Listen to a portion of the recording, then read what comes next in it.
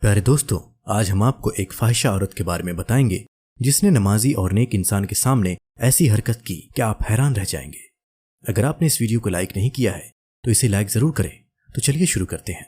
دوستو، بنی اسرائیل میں ایک نوجوان تھا جو اہل دنیا سے الگ تھلگ ایک عبادت خانے میں اللہ کی عبادت کیا کرتا تھا۔ وہ زیادہ تر وقت یاد الہی میں مشغول رہتا تھا۔ اس نوجوان سے کچھ لوگ حسد کرنے لگے اور انہوں نے یہ فیصلہ کیا کہ کسی طرح اس نوجوان کو ذلیل کرنا چاہیے۔ بہرحال وہ جلنے والے لوگ اس عابد نوجوان کو ذلیل کرنے کی فکر میں لگے رہتے تھے۔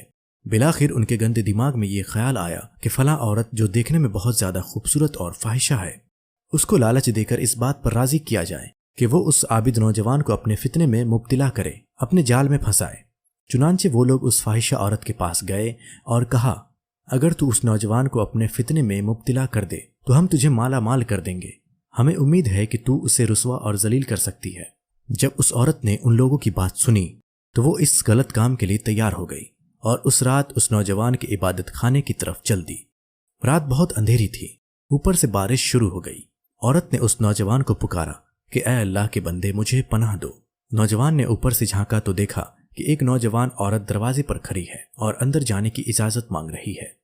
اس نیک نوجوان نے سوچا کہ اس وقت اتنی رات میں کسی غیر محرم عورت کو داخل کی اجازت دینا خطرے سے خالی نہیں۔ چنانچہ وہ نوجوان واپس اندر چلا گیا اور نماز میں مشغول ہو گیا۔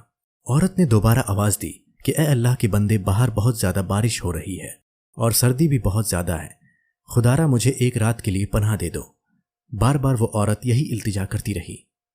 آخرکار نوجوان نے ترس کھاتے ہوئے اسے پناہ دے دی اور خود ذکر و اذکار میں مشغول ہو گیا۔ فاحشہ عورت سینہ کھولے غلط حالت میں اس نوجوان کے سامنے آئی اور گناہ کی دعوت دیتے ہوئے اپنے آپ کو اس کے سامنے پیش کر دیا۔ اس نوجوان نے فوراً نگاہیں جھکا لی اور اس سے دور ہو گیا۔ وہ دوبارہ اس کے پاس آئی اور گناہ کی دعوت دینے لگی۔ اس نوجوان نے کہا، اللہ کی قسم، میں ہرگز یہ گناہ نہیں کروں گا۔ اگر میرا نفس گناہ کرے تو کیا وہ اس گناہ کے بدلے جہنم کی آگ برداشت کر لے گا؟ پھر وہ نوجوان جلتے ہوئے چراغ کی طرف بڑھا اور انگلی اس پر رکھ دی، یہاں تک کہ اس کی انگلی جل گئی۔ پھر وہ عبادت میں مشغول ہو گیا۔ فاحشہ عورت نے قریب آ کر پھر اسے گناہ کی دعوت دی تو نوجوان نے اپنی دوسری انگلی جلا ڈالی۔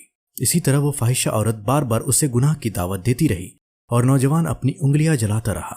بالآخر اس پاک دامن متقی پرہیزگار نوجوان نے اپنی ساری انگلیاں جلا ڈالی، لیکن غیر محرم عورت کی طرف نظر اٹھا کر بھی نہ دیکھا اور اپنی عزت کی حفاظت کرتا رہا۔ جب فاحشہ نے یہ صورتحال دیکھی کہ اس نوجوان نے ایک گناہ سے بچنے کے لیے اپنی ساری انگلیاں جلا ڈالی ہے تو اس نے ایک زوردار چیخ ماری اور تڑپ تڑپ کر مر گئی۔ دوستو، کیا بات ہے اس نوجوان کی جو اللہ پاک کے خوف سے ایسے وقت میں گناہ کرنے سے بچا جب وہ گناہ کر سکتا تھا۔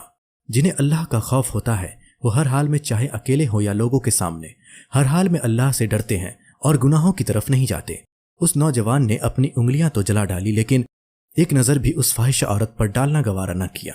حقیقت یہ ہے کہ جس کے ساتھ اللہ کی مدد ہو اسے کوئی رسوا اور ذلیل نہیں کر سکتا۔ جسے اللہ توفیق عطا فرماتا ہے وہ گناہوں سے بچنے کی راہیں نکال لیتا ہے۔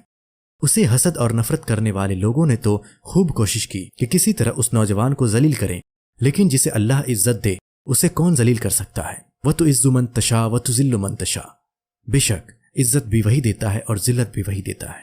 اللہ پاک کے سامنے کسی کی کیا مجال؟ وہ جسے چاہے عزت دے اور جسے چاہے ذلیل کرے۔ وہ جسے بلند کرنا چاہے اسے کوئی پست نہیں کر سکتا۔ اللہ پاک ہم سب کو نیک راستے پر چلنے کی توفیق عطا فرمائے، آمین، اللہم آمین۔ ملتے ہیں آپ سے اگلی ویڈیو میں، تب تک کے لیے خدا حافظ۔